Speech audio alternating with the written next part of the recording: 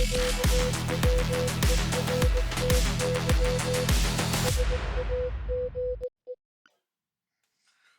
ho, ho, Merry Hackmas Eve. Thanks for tuning in to the QWERTY Sage channel. We reached day number 24 of the Advent of Cyber 2023 challenge. Today is the last day, the last challenge of this event. I hope you've been enjoying it. Today we're going to be looking at some blue teaming, mobile analysis. The title for today's lesson is You Are on the Naughty List, McGreedy. So hopefully that means we are finally ready to bring justice against our nemesis who's been sabotaging our company, committing harassment in hostile work environments, defacing our websites, and all other types of hooligans and shenanigans this winter holiday. McGreedy has been involved in non-stop hooligans and shenanigans. Let's go through this guy's mobile phone and give the evidence we need to Santa to lock him up, fire him, throw away the key, whatever needs to be done, so Christmas shall prevail tomorrow morning. Let's get into it. Detective Frosto continues to piece the evidence together, and Tracy McGreedy is now a suspect. What's more, the detective believes that McGreedy communicated with an accomplice. Smartphones are now the indispensable part of our lives for most of us. We use them to communicate with friends, family members, and colleagues, browse the internet, shop online, perform eBay transactions, and many other things. Among other things, it's because smartphones are so intertwined with our activities that they can help exonerate or convict someone of a crime. Frosto suggests that Tracy's company-owned phone be seized so Forensic Blue can analyze it in his lab to collect digital evidence. Because it's company-owned, no complicated legal procedures are required to seize the cell phone. We're going to look at procedures for collecting digital evidence, the challenges with modern smartphones, and using autopsy digital forensics with the actual Android image. All right. Sounds like a mouthful. It's not the mouthful they made it out to be. You can do this. Digital forensics is a method of using science to solve crimes. As a forensic scientist, you would expect to collect evidence from crime scenes such as fingerprints, DNA, and footprints. You would use and analyze this evidence to determine what happened at the scene of the crime and who did it.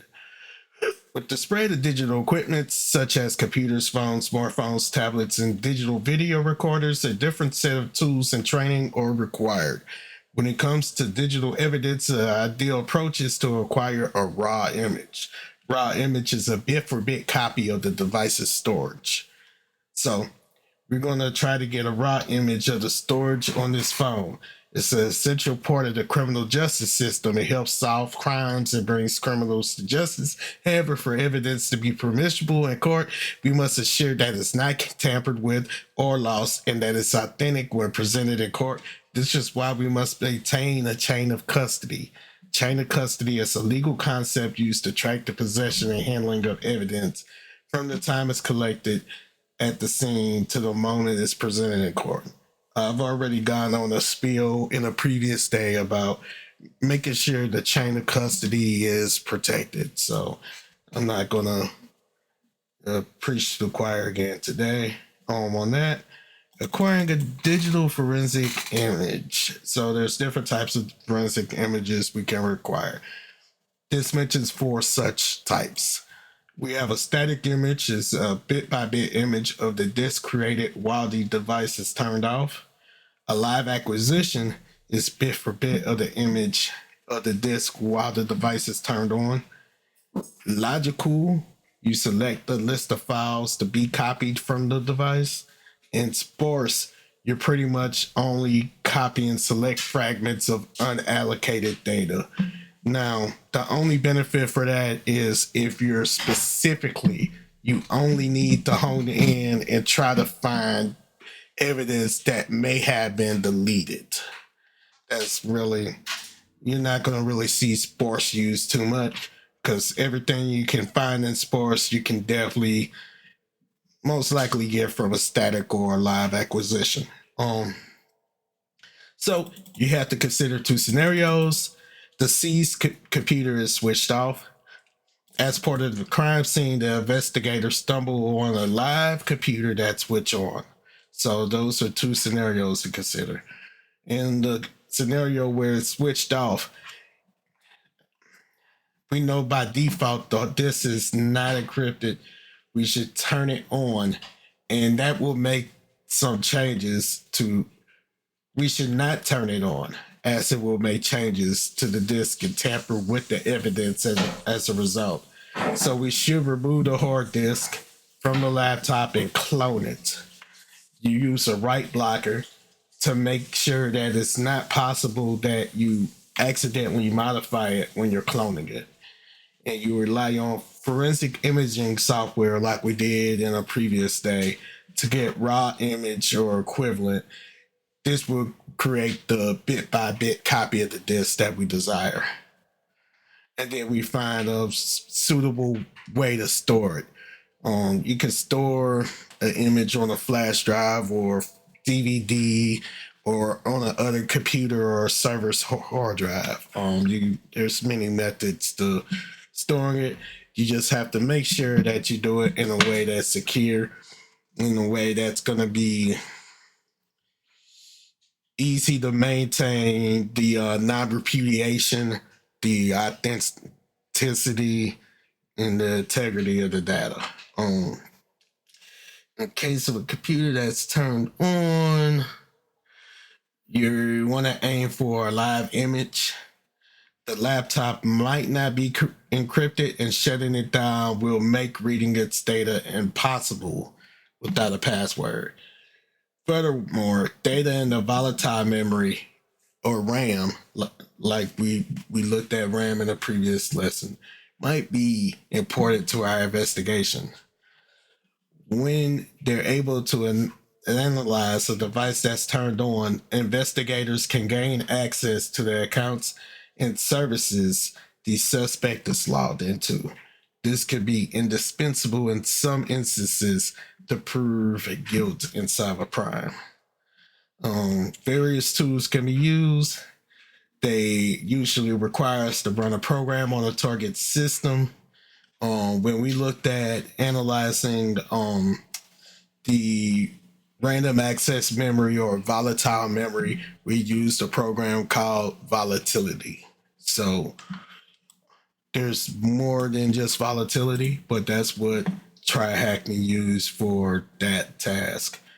And so far, they've been pretty good with sticking to industry standard tooling while still throwing us little things that aren't really the status quo per se. So acquiring an image. The smartphone is a ubiquitous digital device. We can expect a counter. Modern smartphones are encrypted by default, which can be a challenge for forensics. Without the decryption key, encrypted storage looks like random data. Finding the decryption key is crucial to be able to analyze the image. Let's begin with an overview. So Android 4.4 introduced full disk encryption. What full disk decryption means is everything on the device is encrypted. If you don't have the key, you can't read it. Every time you save a picture, it's encrypted. Every time you get a text message and it's saved to the hard drive, it's encrypted. Every time you go to read those files, it has to decrypt it.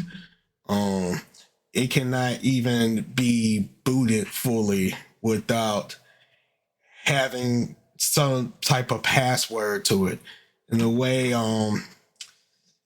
they get these passwords is normally through the chip. There's a chip.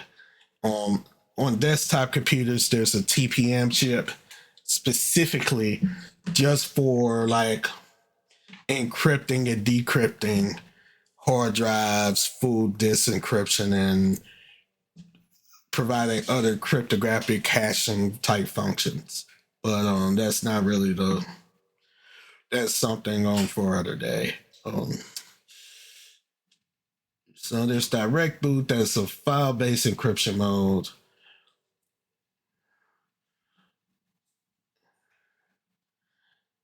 Since Android 6.0, encryption has been mandatory. Unless you're dealing with the older Android version, you can expect any Android phone running 6.0 or higher to be encrypted.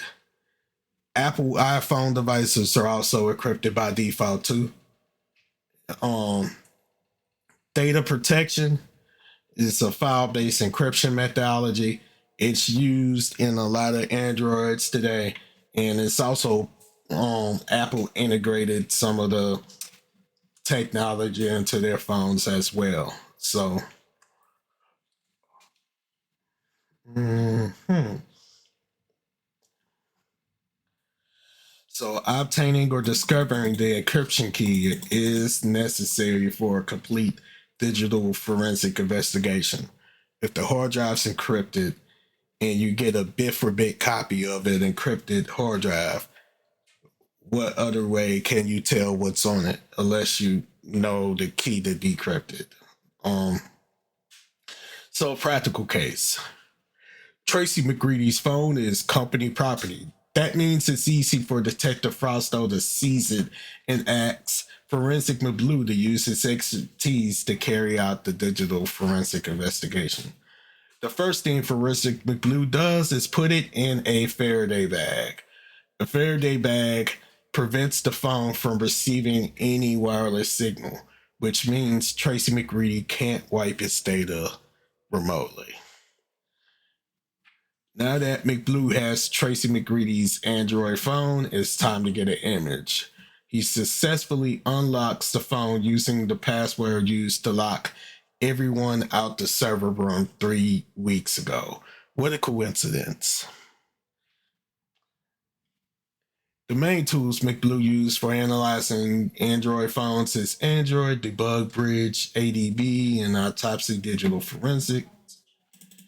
Once the phone is unlocked and connected, creating the backup using ADB backup is easy. Here are the commands he uses. So he makes a backup of the file and he saves it to Android backup.ab.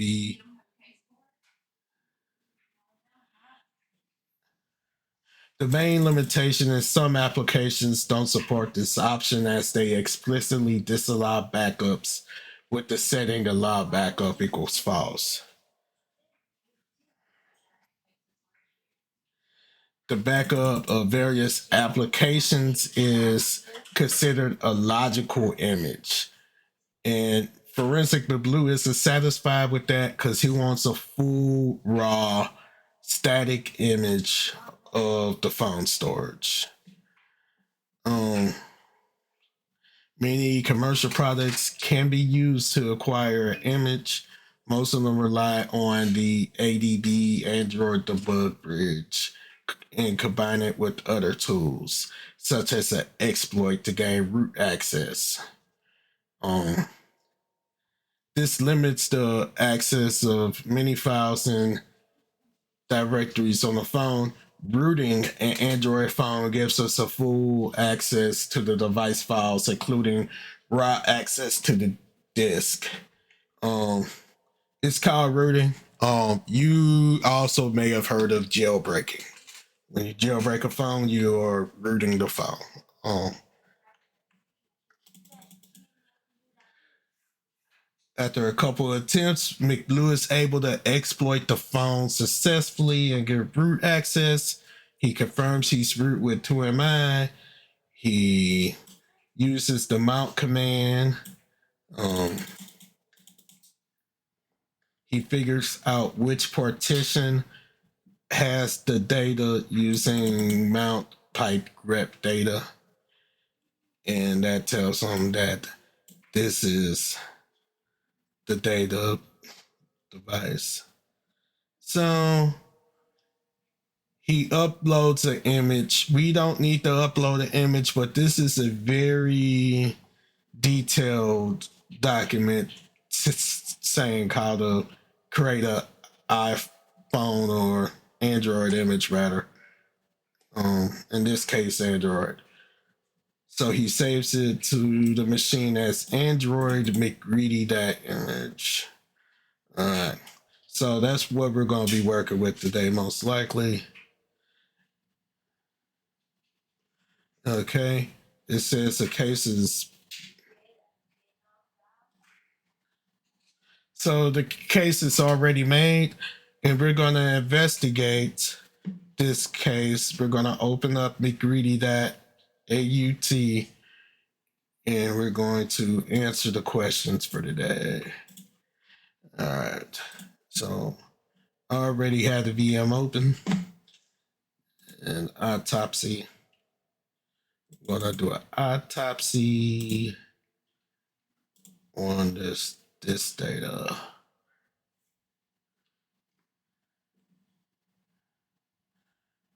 Alrighty.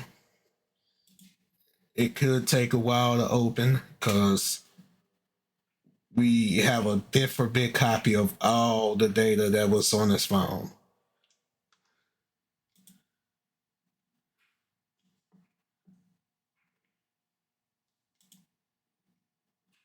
All right, it looks like we're almost there. So the first question is, one of the photos contains a flag. What is it? So we have a file types. So this keeps track of all the file types. So let's do by extensions. Let's open up the images. Let's go to thumbnails. Let's go to thumbnails. That should give us a preview of all the images on his phone.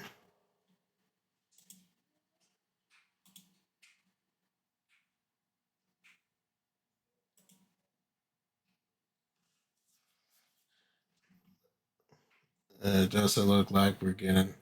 Oh, look at that.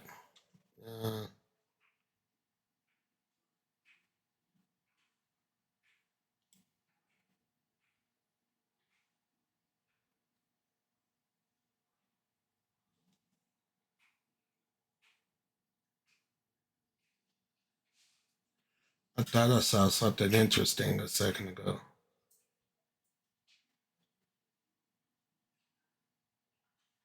Look at this. This looks like a flag. This.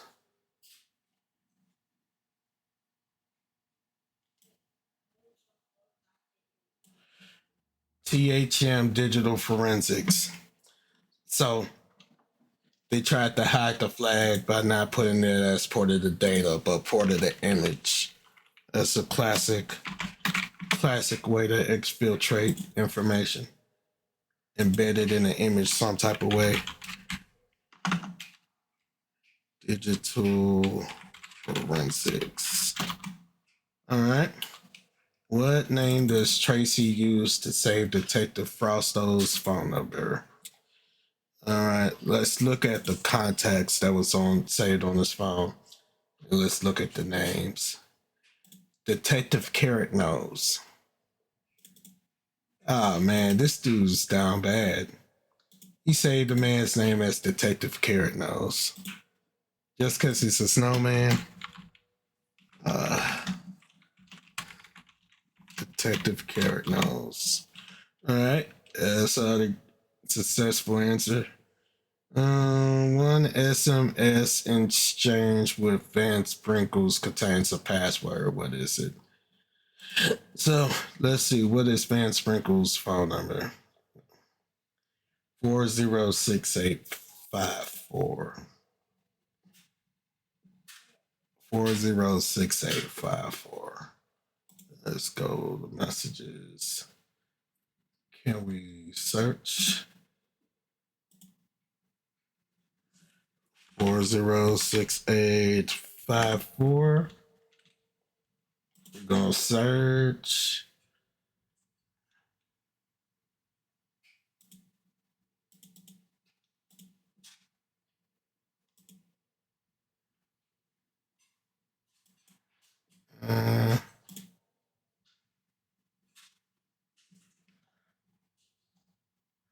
406854. Okay. I don't think it searched the way I thought it would search.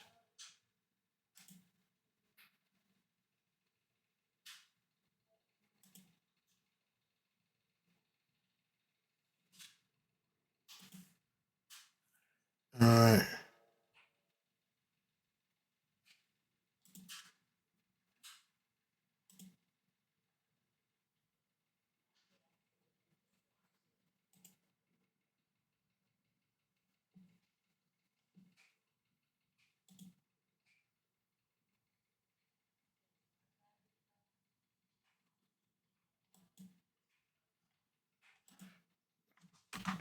Let's look at all the messages too. Something about a pizza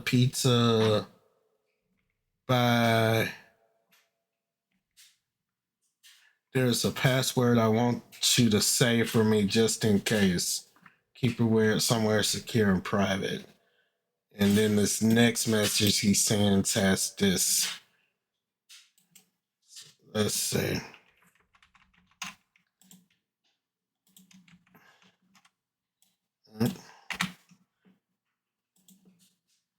Can I copy and paste it?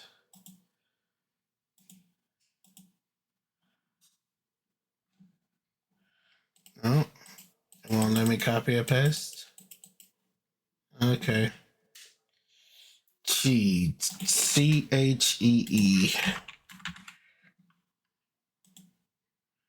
7A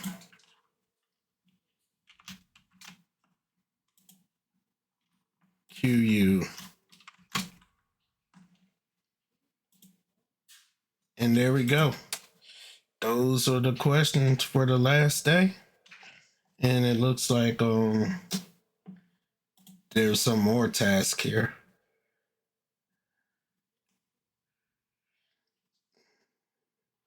I think I'll make that another video. Thanks for tuning in. And that is day number 24 of the Advent of Cyber Challenge. You have a great evening. Merry Christmas.